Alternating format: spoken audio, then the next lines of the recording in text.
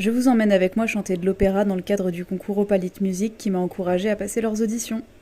Alors moi, comme je n'habite pas Paris, j'habite Dijon, j'ai commencé par prendre un bus pour y aller, c'est moins cher, c'est là-bas que se passent les auditions, et une amie m'a gentiment hébergée de façon à ce que ça soit plus pratique pour moi.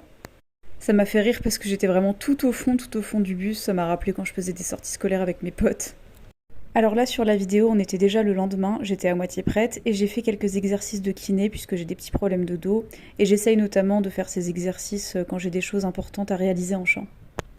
La veille, bon, je vous ai pas filmé, mais on était très contente de se retrouver avec mon ami, c'était l'occasion de se voir et par ailleurs, j'en ai profité pour affiner mon playback vu que je devais apporter un playback pour l'audition.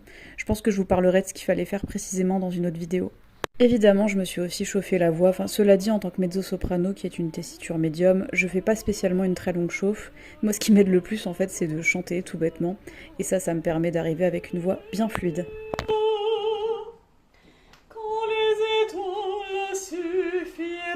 Ensuite, j'ai fini de me préparer sur le plan apparence esthétique, comme je l'appelle, je vous filmerai un outfit par rapport à ça. Bon, et évidemment, j'ai mangé pour prendre des forces, et puis il était déjà l'heure de partir, mon ami ne pouvait pas m'accompagner, donc j'ai pris le métro, je me suis dirigée vers le lieu de rendez-vous. Franchement, ça payait pas de mine de l'extérieur, mais le studio était vraiment sympa.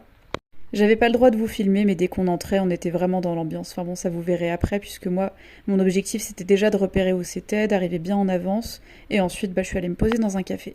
J'ai pris un ginger lemon, je connaissais pas du tout, mais c'était super bon, et je pense que ça a bien aidé mes cordes vocales à se fluidifier, vu qu'il y avait notamment du citron.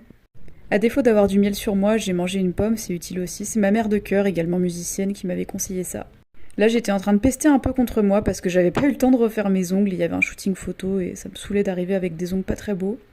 Mais bon, ça m'a pas empêché de réviser et d'affiner notamment 2-3 trucs. Alors ça, c'est pas une anti-sèche, c'est juste un potentiel accessoire que j'allais utiliser, puisque mon chant, ça parlait d'une lettre très sulfureuse qu'une personne avait écrite. Et pour me mettre dans la peau du personnage et que ça soit plus réaliste, j'aime bien avoir une lettre quand je chante ce chant.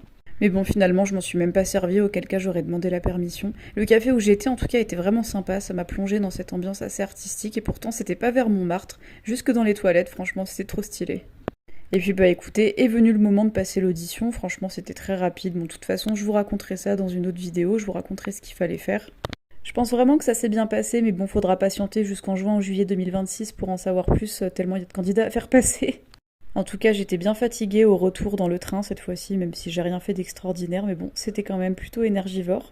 Et puis bon, à cause de traumatismes familiaux issus de mon enfance, je vis avec beaucoup de fatigue, même si j'ai de la chance d'être en très bonne santé. Sur ce, je vous laisse avec un selfie que j'ai pris là-bas et quelques photos du shooting. Et hier, je vous ai posté un enregistrement a cappella que j'ai effectué là-bas, en studio, une grande première pour moi.